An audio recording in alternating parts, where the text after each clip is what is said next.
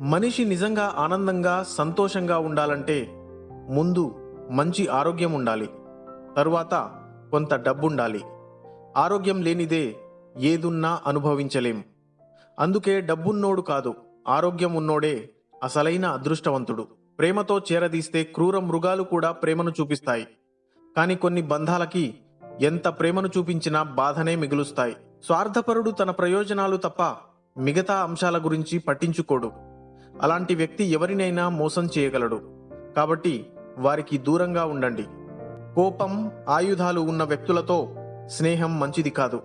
వారి వల్ల మీరు ఎప్పుడైనా సరే ఇబ్బందులు పడే అవకాశం ఉంది. మన ఎదుట మనల్ని పొగిడే వ్యక్తి మన వెనుక చెడు చేసే అవకాశం ఉంటుంది. అలాంటి వారిని శ్రేయోభిలాషులుగా గుర్తించకూడదు. నేనెందుకు ఓడిపోతుంటానని మనిషి అడిగిన ప్రశ్నకి కాలం చెప్పిన సమాధానం ఏంటంటే ఎండ, వాన, కాళరాత్రి